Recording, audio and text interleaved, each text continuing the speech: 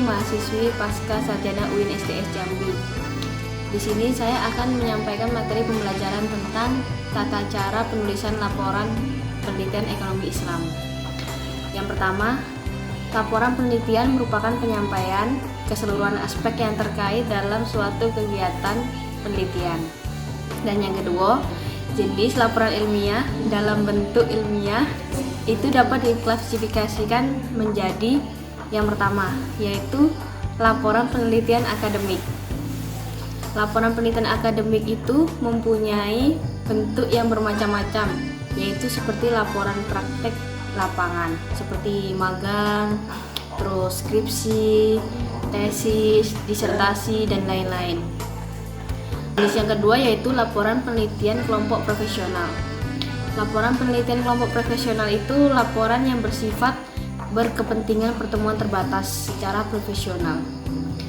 Penulisannya itu seperti seminar, diskusi, dan lain-lain. Dan yang ketiga itu laporan penelitian manajemen. Laporan penelitian manajemen itu digunakan untuk kalangan terbatas dan disampaikan dalam suatu pertemuan internal. Yang keempat, laporan penelitian jurnal ilmiah. Laporan jurnal ilmiah itu untuk keperluan masyarakat akademik. Untuk keperluan masyarakat akademik itu laporan disajikannya itu secara ringkas, jelas, padat, dan jumlah halamannya itu terbatas. Dari jenis-jenis itu tadi ada sistematika laporan ilmiah. Sistematika laporan ilmiah itu gambaran umum suatu temuan penelitian ilmiah mengandung unsur. Yang pertama itu ada bagian awal. Bagian awal itu ada sampul. Sampul itu biasanya ada judul, lambang lembaga, nama, nomor, terus nama lembaga dan tahunnya. Yang kedua itu ada halaman putih kosong. Biasanya itu perantara antara sampul. Dan yang ketiga halaman judul. Biasanya dicetak di kertas HVS full color. Dan yang keempat itu halaman pengesahan. Halaman pengesahan itu biasanya itu ada bukti pengesahan administratif oleh tim penguji. Selanjutnya itu adalah halaman persetujuan pembimbing. Halaman persetujuan pembimbing itu biasanya itu ada tanda tangan dosen pembimbing yang bersangkutan. Nah, di situ tuh tujuannya agar dalam lembar pengesahan itu tertera, tapi kita bisa memahami siapa dosen kita. Dan yang selanjutnya itu ada halaman mutu dan persembahan. Halaman mutu dan persembahan itu dianggap penting untuk penulis dan cara penyampaiannya itu menggunakan bahasa yang baik. Selanjutnya itu abstrak. Abstrak itu biasanya itu ada 3 paragraf dan minimalnya itu ada 200 kata. 200 kata, jaraknya itu 1 spasi, hurufnya Times New Roman. Dan selanjutnya itu ada kata pengantar. Itu kebanyakannya kata terima kasih kepada pihak yang berjasa dalam penulisan skripsi, seperti orang tua, dosen, atau kerabat-kerabat kita terdekat. Dan yang selanjutnya itu ada daftar isi, daftar tabel, daftar gambar, dan lampiran-lampiran. Itu tadi termasuk bagian awal dari sistematika laporan ilmiah. Dan yang kedua itu ada bagian tengah. Bagian tengah itu biasanya ada isi skripsi. Isi skripsi itu disajikan dalam bentuk bab-bab atau subbab yang lebih rinci. Yang ketiga ada bagian akhir. Bagian akhir itu ada daftar pustaka. Daftar pustaka itu biasanya memuat jurnal, laporan penelitian, dan sumber rujukan-rujukan dari yang lainnya. Yang selanjutnya itu ada lampiran. Lampiran itu biasanya itu menyertakan sebuah dokumen atau bahan penunjang yang digunakan dalam penulisan skripsi. Nah, selanjutnya yaitu isi laporan ilmiah. Yang pertama tuh ada pendahuluan. Pendahuluan itu ada beberapa bagian. Yang pertama, latar belakang masalah.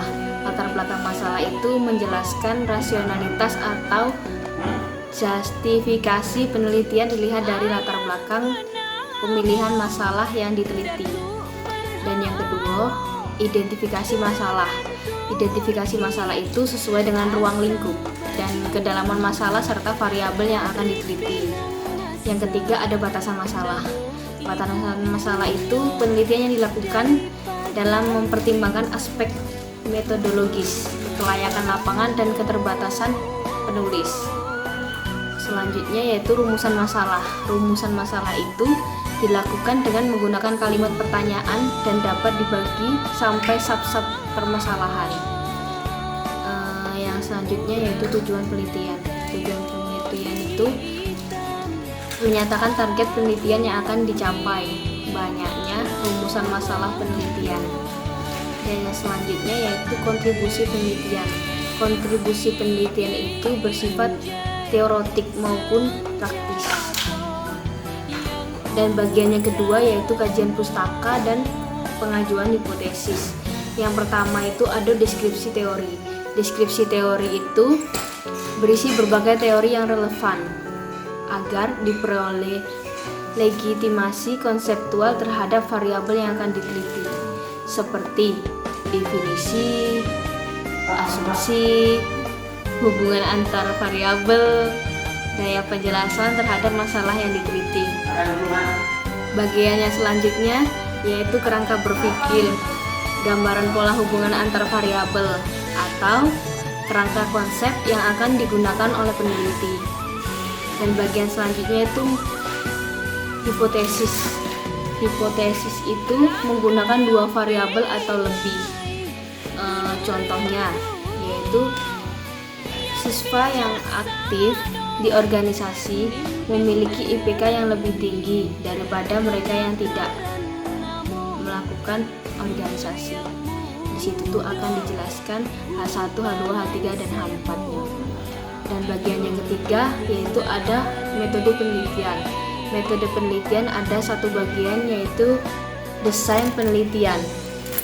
Desain penelitian itu dinyatakan secara jelas.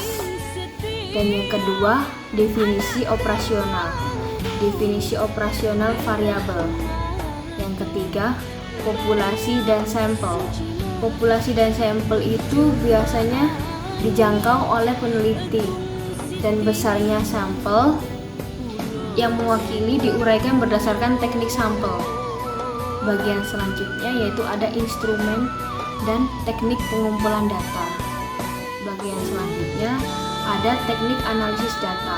Teknik analisis data itu biasanya menjelaskan berbagai teknik analisis yang dipilih beserta rasionalnya. Bagian yang keempat setelah metode penelitian yaitu ada hasil penelitian. Hasil penelitian itu menjawab permasalahan yang diajukan dan memberi penafsiran mengapa dan bagaimana penelitian itu terjadi. Jadi di situ tuh menjelaskan apa yang sudah penulis itu jelaskan lah intinya. Jadi setelah hasil penelitian ada bagian yang terakhir yaitu bagian penutup. Penutup itu kesimpulan dari hasil penelitian. Semua hasil penelitian itu dirangkum jadi satu dalam bab yang terakhir penutup yaitu. Cukup sekian dan terima kasih. Wassalamualaikum warahmatullahi wabarakatuh.